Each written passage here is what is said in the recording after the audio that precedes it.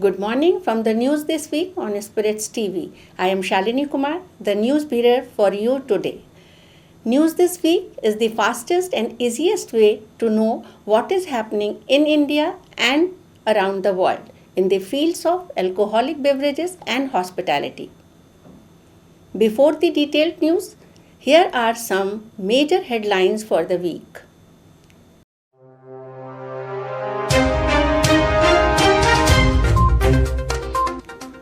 Centre bans surrogate advertising.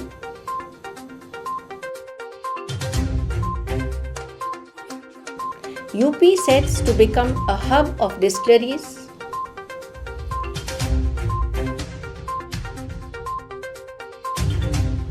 Idea of an export promotion council for alcobev sector mooted.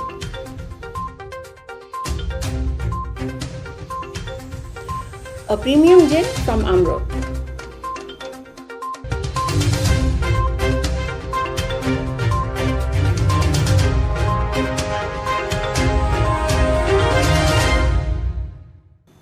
Now, here are the news stories in detail.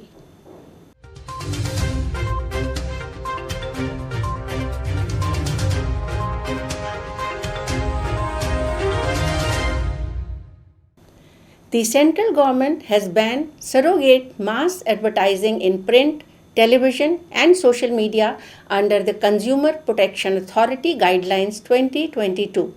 In this regard, the Consumer Affairs Ministry has issued new guidelines with immediate effect. Central government acted heavily to bring transparency in disclaimers in advertising. This means that advertisements related to the same size, color, type, etc. of a product are not valid. The new rules will apply to advertisements released on all platforms. Any violation of set norms will attract action as per the provisions of the Central Consumers Protection Act. Additionally, new norms put the onus on celebrities to carry out specific due diligence while endorsing products. Celebrities will be held liable for misleading ads and can be fined up to 10 lakh rupees by the Consumer Protection Authority. For subsequent contraventions, the authority can impose a fine up to 50 lakh rupees and a jail term of up to 5 years. Uttar Pradesh set to get 13 new distilleries which are being set up in state's 8 districts. These distilleries will be set up in Deoria, Amroha, Rampur, Lakhimpur Kheri, Gorakhpur, Sitapur, Bareilly and Shahjahanpur with an investment of 20,000 crore rupees. Sanjay Bhusreddy, Additional Chief Secretary Excise, said that these distilleries, whose foundation stone was laid by Prime Minister Narendra Modi at the recent groundbreaking ceremony, will bring additional revenue to the state and help it become the hub of distilleries too. According to the Commerce Ministry, India has exported 2.47 lakh metric tons of alcobev products worth $322.12 million during 2020-21. The major export destinations of Indian alcobev products include the United Arab Emirates, Ghana, Singapore, Congo, and Cameroon. Ministry informed that the demand of India's products like beer made from malt, wines, brandy, whiskey, rum, and gin has increased manifold in the global market. Majority of liquor contractors in Punjab have called for a boycott of the new excise policy of Punjab, which will come into force on 1st July 2022. They have described the new excise policy of Punjab as draconian and have decided to not attend the state government's pre-bid meeting for liquor retail groups. They have also threatened to move the High Court against the policy. The liquor contractors alleged that the state government has increased the license fee for liquor groups in Punjab from 7 to 8 crore rupees per group to 30 to 35 crore rupees per group approximately, which is making it impossible for most liquor contractors in the state to pay such a huge amount. In the current financial year, over 70 people have been arrested for smuggling liquor from Delhi to Uttar Pradesh. These incidents of smuggling have its roots in heavy discounts being offered on liquor in Delhi since the introduction of 2021-22 excise policy in Delhi. Since 1st April, the officials in UP have seized over 10,000 liters of illicit liquor and have impounded more than 20 vehicles. Most of these vehicles were two-wheelers and private cars. Noida has become an important route for the kind of liquor smuggling from Delhi to UP, perhaps because of the porous borders in some sectors of the satellite city. The Delhi government's excise department, in an order, has directed hotels, clubs, and restaurants to put up boards on their premises warning against the consumption of narcotic and psychotropic substances.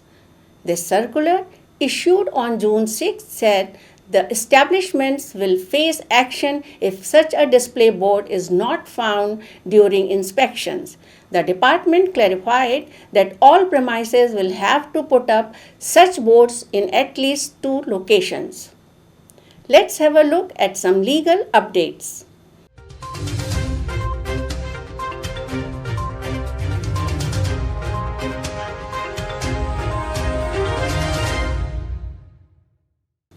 The Delhi High Court recently held that a license granted to liquor van under the Delhi Excise Act 2009 cannot be cancelled merely on the basis of public sentiment with regard to its location.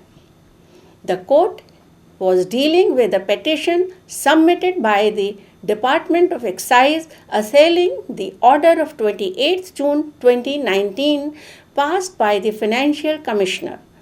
The court stated that it becomes pertinent to note that the grant of license under the Act and rules framed thereunder is not subject to public sentiment. Recently, Tamil Nadu government has informed the Madras High Court that a whopping 80,000 empty liquor bottles are returned every day under the buyback scheme introduced by Tamil Nadu State Marketing Corporation Limited in the Nilgiris. The scheme was introduced after the court warned of closing all the liquor shops in the district to protect wild animals from injuries caused by discarded bottles. In order to boost Indian wine exports, Ministry of Commerce and APIDA, the Agricultural and Processed Food Products Export Development Authority, facilitated the participation of 10 wine exporters in the London Wine Fair 2022. The London Wine Fair is considered one of the world's most important wine trade events.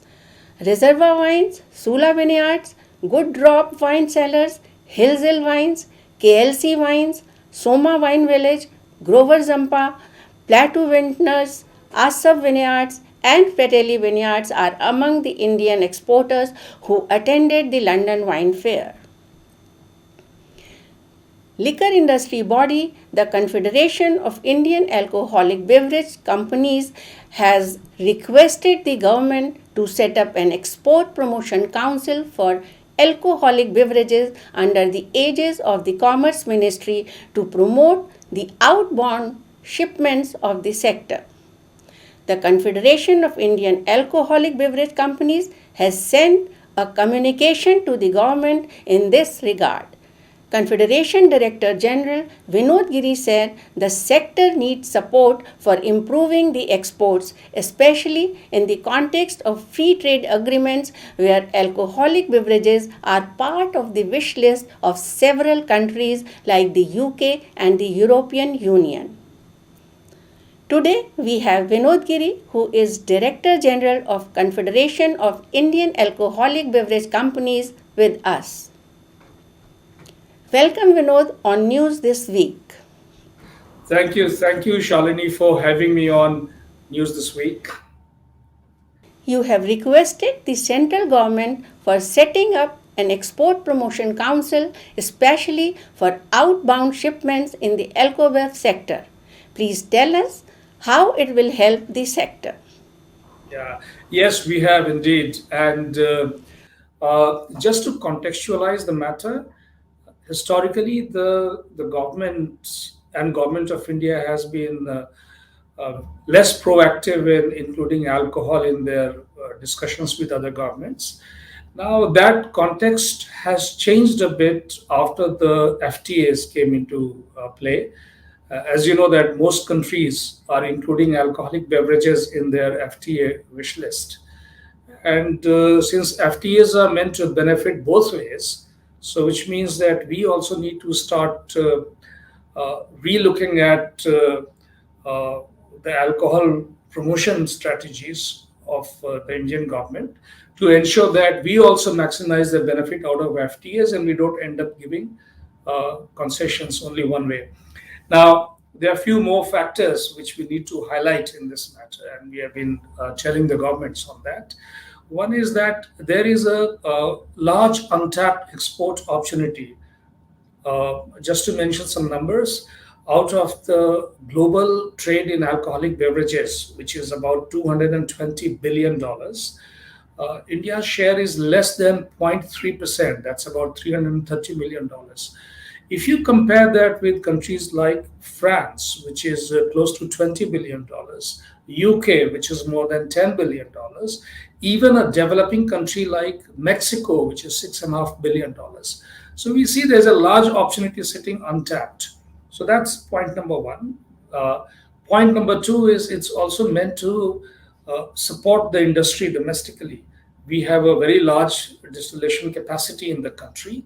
So today we do not have any pan India standards or uniformity in the product standards, the certification process, the label requirements, and currently it's being done by the local excise authorities.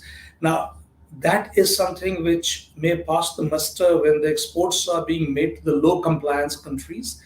But if you're targeting the high value, uh, great opportunity countries, which are the part of which are our targeted FTA partners, then we need to look at much higher standards of certification and standards and protocols.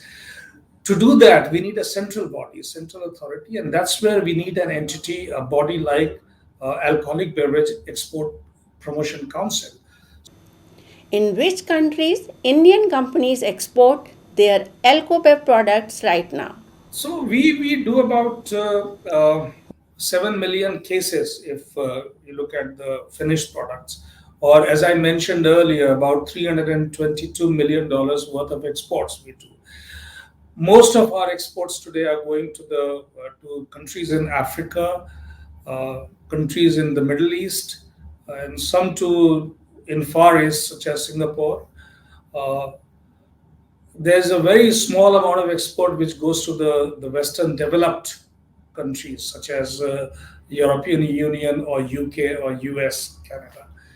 Um, while while some of it is because of the historically the way the supply chains have worked, in absence of, as I mentioned earlier, a centrally coordinated or centrally administered body to drive standardization in protocols and standards.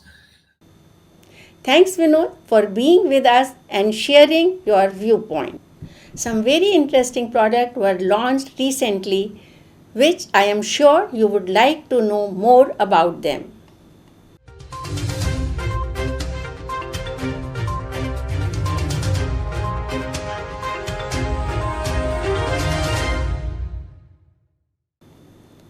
Amrut Distilleries had introduced Amrut Nilgiri's Cask-aged gin.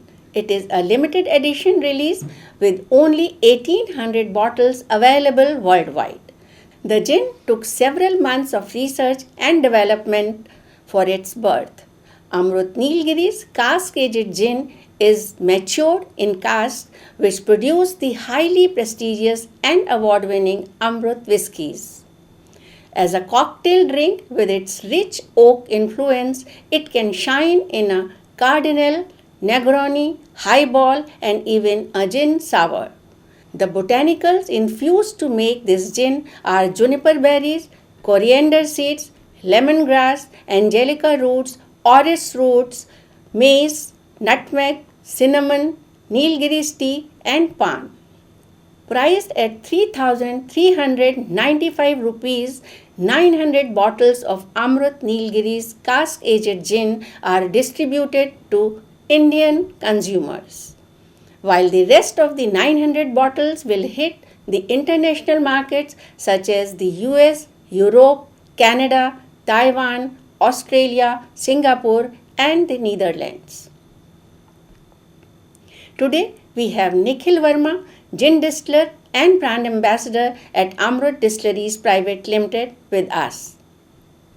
Welcome Nikhil on News This Week and congratulations on launching a new expression of Nilgiri's gin. Thank you so much, Shalini ji, for your congratulatory message and also for having me here. The market of gin is getting cluttered in India every day. One or the other new product is being launched in the gin category. Tell us about the special notes and flavors of Nilgiri's cask-aged gin and how many botanicals are used in this. Right. First things first, Nilgiri's Cask-aged Gin is a special edition release and is actually made from Nilgiri's gin. So the 10 botanicals that actually go into making Nilgiri's remain the same. In fact, the entire recipe remains the same. What we've done is we've taken the original Nilgiri's gin and taken a year-long experimentation regime to find the right balance and the complexity within the gin to elevate in why by actually cask aging it. So that is what the intention of doing this special release was, and not trying to make it neither a gin nor a whiskey. So we were very sure that we wanted to highlight the characteristics of the original release gin, and make sure that the cask enhances the profile and kind of delivers that goes that extra mile and delivers that really oomph feel into the cask agent. So the 10 botanicals that we have for Nilgiris remain the same, which are juniper, coriander, lemongrass, um, cinnamon, mace, nutmeg, Oris angelica, and the two unique ones that make Nilgiris a very distinctive gin are Nilgiris tea and pan, right? So that's what we've used, and the tasting notes are extremely rich. It's all about wood-kissed juniper. It's smoked cinnamon, a lot of marmalade. The citrus that we find in Nilgiris is accentuated with marmalade and almost like a liquor chocolate right at the back, and slightly minty from the pan, of course. And the balance is extremely exquisite. It's really delightful, very versatile. I drink it neat a lot of the times, and a highball as well, and a lot of the traditional classic gin cocktails with Negroni and even Cardinal. So a very versatile gin, which I think has been done justice to after the long experimentation that we've taken to arrive at this gin. As this is a limited edition gin, how many bottles in total have been produced and how many are allocated for India? Yes, of course. So it's only 1,800 bottles worldwide, 900 of which is India, and the other 900 for the rest of the world. In India, currently we are available. We've already launched in Karnataka, and we're looking at Goa. So hopefully in a month or two it should be there too, but a very small quantity. And the rest of the world has that has Nilgiris Cask-aged gin includes US, Europe, the Netherlands, uh, some part of Taiwan, Singapore, Australia, and a few other countries. So we've kind of scattered it a bit around the world, hoping that a lot of people can try it. Thanks, Nikhil, for being with us and telling to our audience about the new cask-aged Nilgiris gin. Thank you so much. Thank you for having me.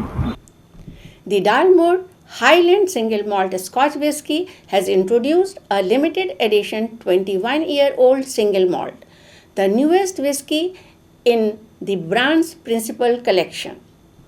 The Dalmore Principal Collection features 9 single malt whiskies, each said to be an expression of the Dalmore's depth and finish. The collection features the Dalmore King Alexander III and the Dalmore 18-year-old, with the Dalmore 21-year-old as the newest addition to the range. The Dalmore 21-year-old, bottled at 43.8% ABV, is available with select retailers worldwide with an RRP of £575. Jack Daniel's producer Brown-Forman and the Coca-Cola company join hands to release canned cocktail versions of an official Jack and Coke. The team of the duo will offer Daniel's and Coca-Cola cocktail inspired by the classic bar cocktail and will be made with Jack Daniel's Tennessee whiskey and Coca-Cola. Both regular and zero sugar versions will eventually be released globally, but the new drink will debut in Mexico towards the end of this year. The companies say most of these canned cocktails will be at 5% ABV and may vary depending on the markets. Cognac House, a deep Visigny, has released 2050 organic cognac in a plant-based flex fiber bottle. Plant-based bottle is designed and manufactured in France and made up of flex fiber, also known as linen fiber, and organically sourced raisins. It is water soluble. To craft the bottle, linen threads are braided and impregnated with a resin to create a solid and waterproof shell. The bottle weighs approximately 85 grams and it contains a de Visigny's 2050 organic cognac, which is made from UDY from organic farms and aged in French oak barrels. This was all for the week. I will be back next time with more stories at the same time. Keep watching news this week, and if you enjoy the bulletin, please like, subscribe, share and press the bell icon. Take care and say cheers with care.